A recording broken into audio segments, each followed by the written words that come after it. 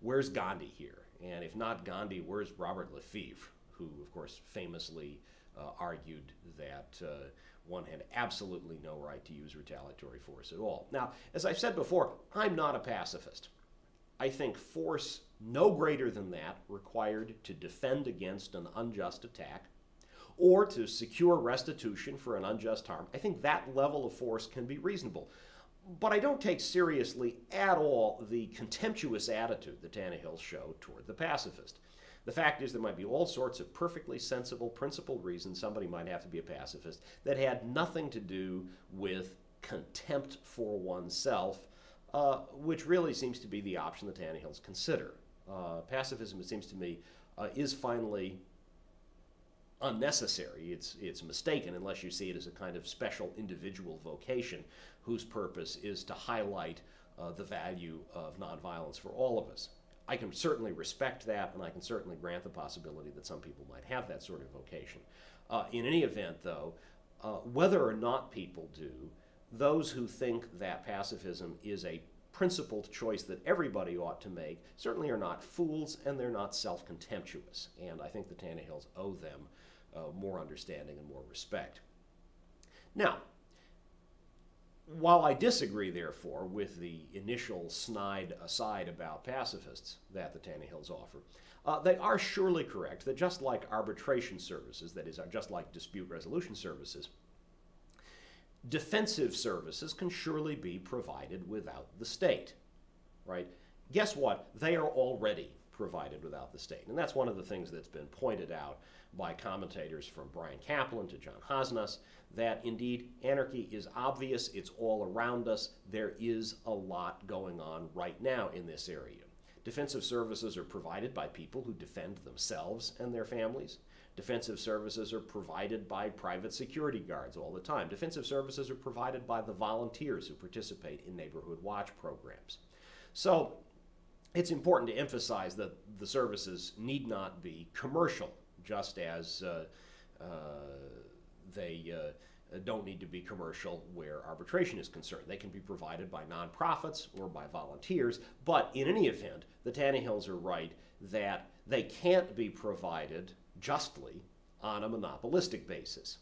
It's not fair to those people who are excluded from participation in the market for protective services to keep them out of that market. And obviously it's also unjust to those people who are charged monopolistic prices and not allowed to choose service providers. That's obviously not the world we live in right now, where ultimately violent service providers are concerned, the military and the police. We don't get to choose who we'll pick. We're forced to support the police force. We're forced to support the military at whatever rate politicians suppose we ought to be, even if we're not getting services we want, and even if there are services we want that we're getting that we could get less expensively elsewhere. This is clearly unjust to us. It's unjust to those who are being excluded. The Tannehills are also right that the state effectively, indirectly, creates black markets in things like illegal drugs in ways that drive up prices dramatically and allow black marketeers to reap oligopoly profits.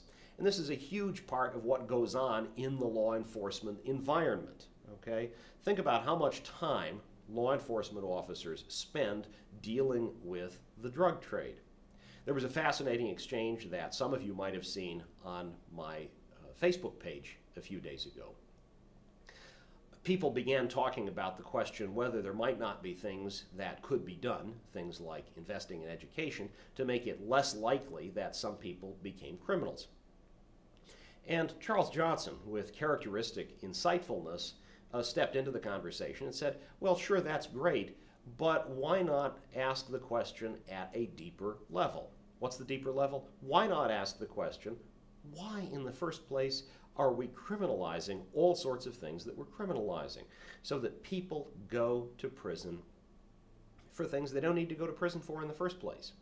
As long as the state does this, as long as it criminalizes a whole range of activities, it will create secondary opportunities for violence.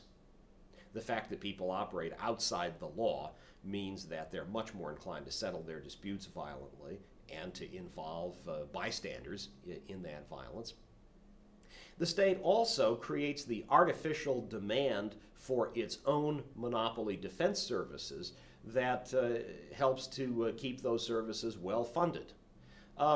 It's no surprise if you think about the way in which the state creates black markets and the way in which its creation of those black markets really benefits many of those who operate in the black markets. Life may be dangerous for them, but they also make a lot more money. When you think about this, it's no surprise that gambling interests like gambling prohibitions. When California was contemplating rules that would have allowed gambling much more widely, are you shocked that casino interests from Nevada made sure to invest in efforts to stop that from happening? The reality is that when the state prohibits some activities, those who are nonetheless able to engage in those activities can make a lot more money than if those activities occurred on the open market. Now, an absolutely crucial point that the Tannehills make about the importance of non-monopolistic provision of defense services is something that I'm sure is obvious to all of you. Police agencies can act with relative impunity in ways that ordinary people providing police services could not. Okay? Think about the violence in which police agencies engage on a constant basis and the degree to which those police agencies are not held accountable in any meaningful way. Now, I'm not saying that no cop is ever investigated for the use of excessive force. I'm not saying that no cop is ever tried in a court of law for engaging in the excessive use of force. Of course not. But I am saying that as a general rule, the bar is much lower for cops.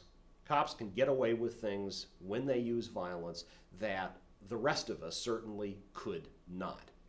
And the basic principle behind anarchism is especially applicable here. That's the principle of moral equality. The idea is that people start out on a level moral playing field. And so you get to have authority over me. You get the right to tell me what to do only if I voluntarily cede it to you. How else could you get it? Okay? Because we start out with equal authority, you don't have the right to tell me what to do just because you occupy a certain position. Now, that means that defense providers, whether they're for-profit or not-for-profit or volunteer, defense providers in a stateless society would have no more rights than anyone else. I think that's a dramatic difference from what happens in our society, in which police officers and military personnel can act with relative impunity. They can do whatever they want to most of the time and know that nobody's going to hold them to account. Defense providers in a stateless society wouldn't get the special treatment that police officers and military personnel do in our society. Now, as with many other market anarchists, the Tannehills focus on insurance companies as the primary movers in dispute resolution and violence prevention. And that's not a silly idea, right? Because insurance companies really do want to minimize risk, and there are ways in which they can do that effectively. They can bring expertise and resources to bear, and obviously minimizing violence and resolving disputes, crucial ways of reducing the risk that people are going to be harmed in one way or another. So it may well be right that in a stateless society, insurance companies would turn out to be the principal actors in the dispute resolution and violence prevention businesses. I don't know, okay? A friend of mine from college who has worked in insurance for years described the industry to me as thoroughly unethical. In fact, I think he said it was the most unethical he knew. So there might be some reason to worry about entrusting too much responsibility to that industry. But it's just important to emphasize again that the discussion of how insurance companies might operate is a possibility proof. It's not an explanation of the only conceivable way defensive services could be provided in a stateless society. The bottom line for today is simple. People who are cooperating voluntarily, however they cooperate, whatever mechanisms they opt to use, can provide each other with goods and services that the state provides clumsily and inexpensively and often destructively. And whatever we think about the merits of insurance companies, I think we can all agree that that's correct.